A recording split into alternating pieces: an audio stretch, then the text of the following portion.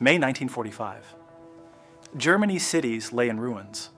Among the rubble stood millions of teenagers who had been raised as the future of the Reich. They had worn uniforms, carried rifles, and sworn loyalty to Hitler. Now the war was over, and they faced a world with nothing left to offer them. What became of them after the Reich collapsed? When Adolf Hitler came to power in January 1933, the Hitler Youth was still a small and loosely organized movement.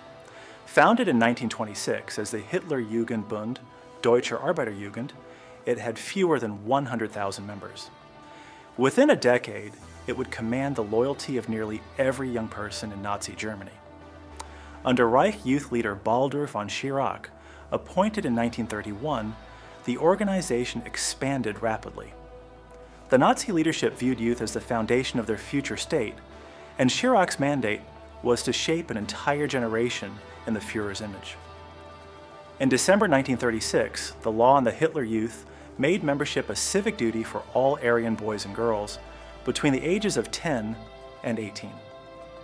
3 years later, the Youth Service Decree of March 1939 made participation compulsory by law.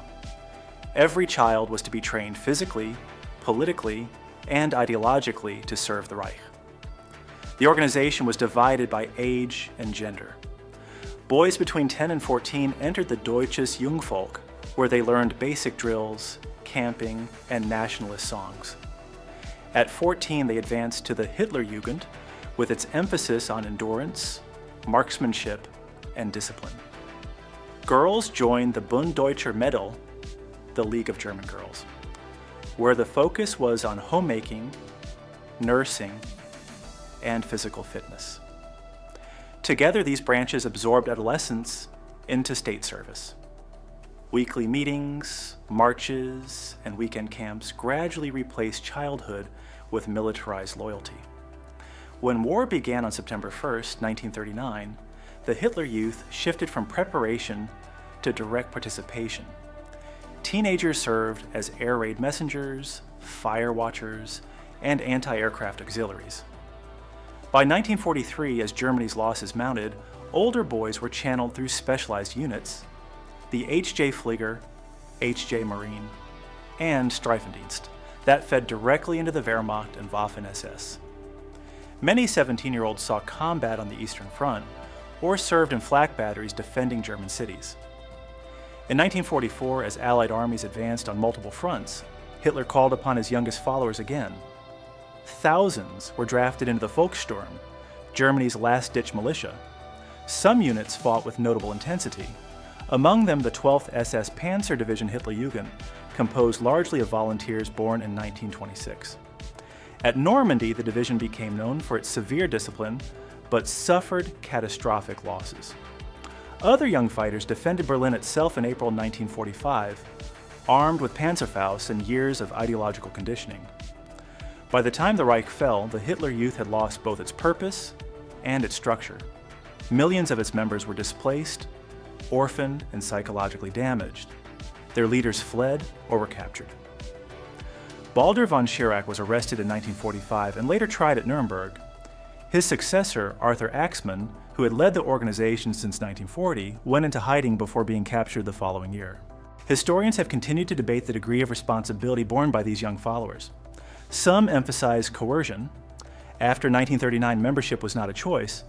Others point to the effects of years of sustained indoctrination and genuine belief.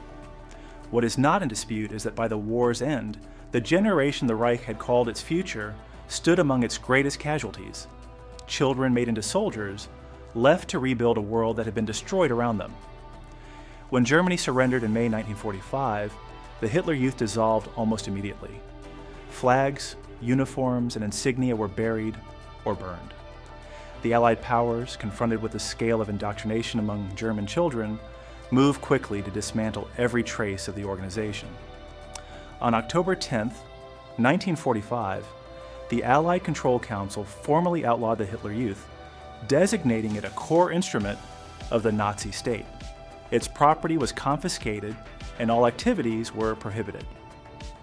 The Allies recognized an unusual and serious challenge.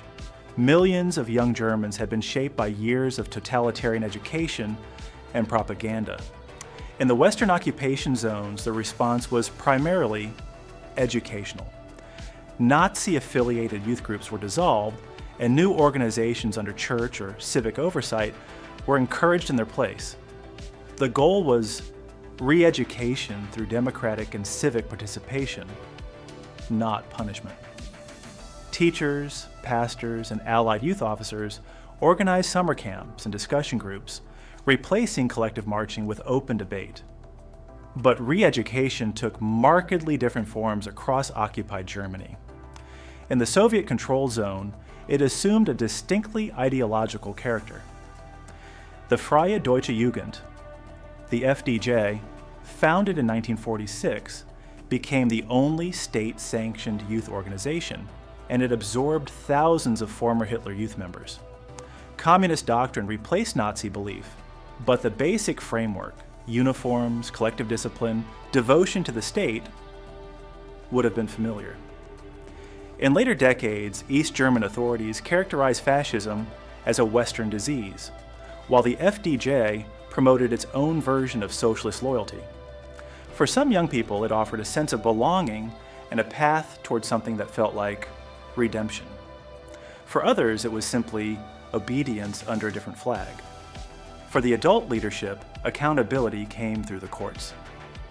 At the Nuremberg trials, Baldur von Schirach, who had led the Hitler Youth from 1931 to 1940, was charged with crimes against humanity for his role in promoting Nazi ideology and for deporting Jews from Vienna during his time as Gauleiter. In October 1946, he was sentenced to 20 years in prison.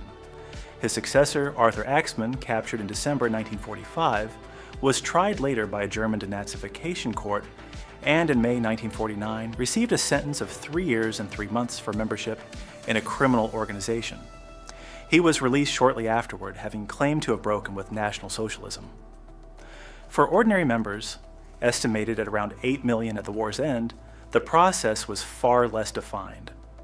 Denazification questionnaires asked about Hitler Youth involvement, though most individuals were classified as followers rather than active offenders. Many were still teenagers. Many were war orphans. Western authorities came to recognize that penalizing an entire generation was neither practical nor productive.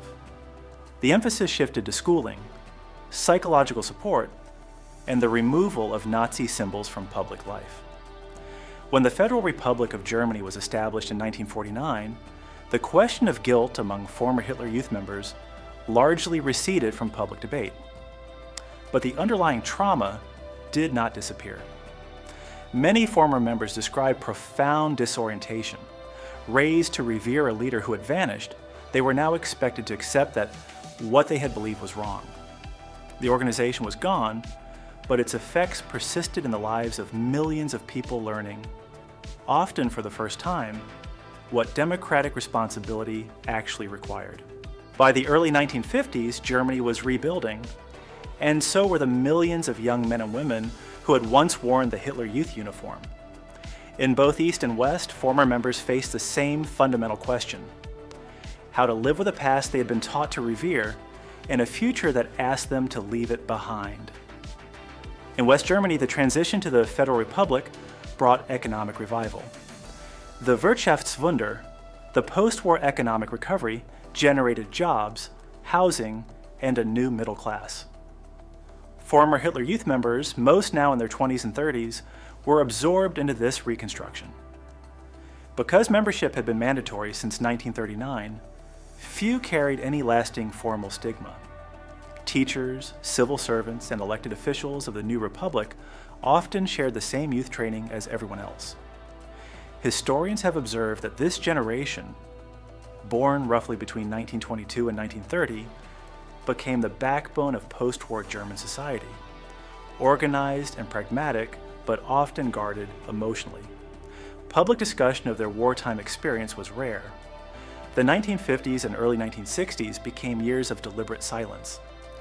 Many Germans of this cohort understood themselves primarily as victims of war and displacement rather than as participants in the Nazi system. In schools, the subject was either avoided or addressed only in the abstract. Former members seldom spoke about their Hitler Youth years, some from shame, others from a conviction that what they had done as children was beyond their moral control.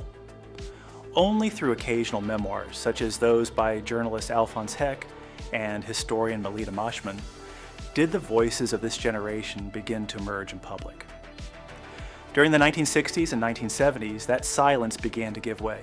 A younger generation, now coming of age, challenged their parents' wartime roles, pressing for honest answers about complicity and responsibility. Former Hitler Youth members, now in their 40s, found themselves questioned by their own children in homes and classrooms across the country. Memoirs, documentary films, and early historical studies began examining how thoroughly Nazi indoctrination had shaped the worldview of an entire generation. Psychologists later identified a pattern common to many of these accounts: denial alongside guilt, and nostalgia shadowed by discomfort. Some former members acknowledged a sense of pride in the camaraderie and purpose they had felt as children, followed by lasting unease about what that loyalty had served. The contradictions were defining: devoted in youth, disillusioned in adulthood. By the 1980s, historians and documentary filmmakers had begun approaching the Hitler Youth not simply as perpetrators or victims, but as a generation caught inside historical forces larger than themselves. The terms of the debate shifted from moral judgment toward a deeper question. How does a society so thoroughly capture the minds of its children? And what does that mean for the present?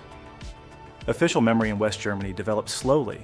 The first scholarly studies on the Hitler Youth appeared in the 1960s, but it was not until the 1980s and 1990s that the subject was integrated into school curricula in any systematic way.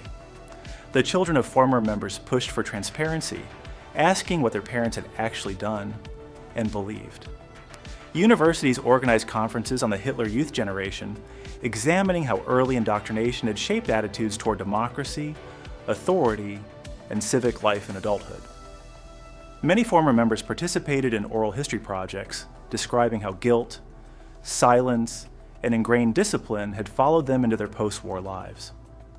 The testimonies documented in personal terms the lasting human cost of organized ideological manipulation. After German reunification in 1990, historians began comparing the Hitler Youth and the FDJ more directly. The structural parallels, uniforms, collective ritual, state loyalty, and the channeling of youthful idealism toward political ends were difficult to ignore. That comparison pointed toward a broader observation. Every totalitarian system, regardless of its ideology, depends on shaping the young in order to sustain itself. Today, the Hitler Youth remains banned in Germany, and its symbols are prohibited under German criminal law. Its imagery nonetheless persists in museums, historical films, and academic scholarship. Researchers continue to debate whether its psychological legacy diminished after the 1970s or continued to shape post-war German attitudes toward authority, conformity, and civic obligation. The historical record, as is often the case, supports neither a clean narrative of forgetting nor one of full reckoning. Internationally, educators use the Hitler Youth as a case study in how propaganda exploits identity and the need for belonging. Exhibitions at the United States Holocaust Memorial Museum and the Documentation Center in Nuremberg trace how peer pressure, reward systems, and collective ritual transformed adolescence into compliance. For many who engage with this history, the most unsettling question is not why the Hitler Youth existed, but how readily the conditions that produced it can recur. Their story was ultimately not just about an organization's collapse, but about the transformation of an entire generation. It illustrates that indoctrination does not end with military defeat. The uniforms are gone, but the broader lesson holds. When a generation is taught to obey rather than to think, the work of rebuilding begins not with legislation, but with the capacity to question. If you found this video informative, watch What Happened to the Gestapo. After World War II next, an examination of how another central institution of Nazi power faced its post-war reckoning. Thanks for watching. Like, subscribe, and hit the bell for more from History Inside.